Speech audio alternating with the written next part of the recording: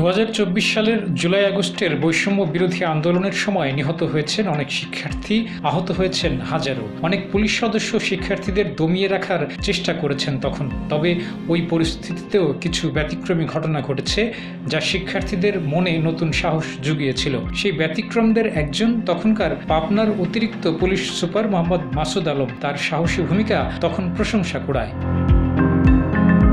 বর্তমানে মাসুদ আলম ঢাকা মেট্রোপলিটন পুলিশের রমনা বিভাগের উপ পুলিশ কমিশনার হিসেবে দায়িত্ব পালন করছেন। সেই সময়কার একটি ভিডিও সম্প্রতি সামাজিক যোগাযোগ মাধ্যমে ছড়িয়ে পড়েছে। ভিডিওটি প্রথমে প্রকাশ করেছে দ্য রেড জুলাই নামের একটি ফেসবুক পেজ। পরে অন্তর্বর্তীকালীন সরকারের প্রধান উপদেষ্টা অধ্যাপক ডক্টর মোহাম্মদ ইউনূসের প্রেস সচিব শফিকুল আলমও সেই ভিডিওটি শেয়ার করেছেন।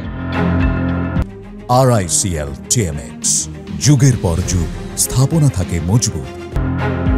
ভিডিওতে মাসুদ আলমকে বলতে শোনা যায়, যদি শিক্ষার্থীদের হামলা করার জন্য কেউ আসে তাহলে তিনি তাদের পাশে থাকবেন। আগে তার উপর দিয়ে যেতে হবে, আগে তাকে মারতে হবে, তারপর শিক্ষার্থীদের কাছে পৌঁছতে হবে।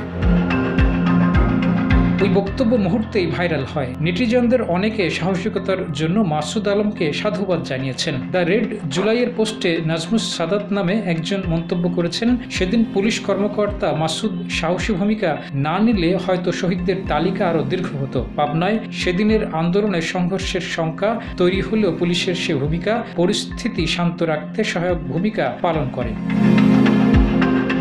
গত 15 এপ্রিল সায়েন্স ল্যাব মোড়ে সিটি কলেজ এবং ঢাকা কলেজের শিক্ষার্থীদের মধ্যে সংঘর্ষের ঘটনায় মাসুদ আলমের একটি স্ট্যাটাস প্রশংসা কুড়ায়, যেখানে তিনি বলেছিলেন, এই সংঘর্ষের কারণ আল্লাহ ছাড়া আর কেউ বলতে পারে না। মাসুদ আলম বিশেষ পুলিশ ক্যাডারের 28তম ব্যাচের কর্মকর্তা। তিনি র্যাব 6-এর ঝিনাইদহ ক্যাম্প এবং পাবনার অতিরিক্ত পুলিশ সুপার হিসেবেও দায়িত্ব পালন করেছেন। এরপর বদলি করে তাকে পরবর্তীতে পদোন্নতি দিয়ে পুলিশ সুপার করা হয়। সম্প্রতি তাকে ডিএমপিতে রমনার ডিসি করা হয়েছে।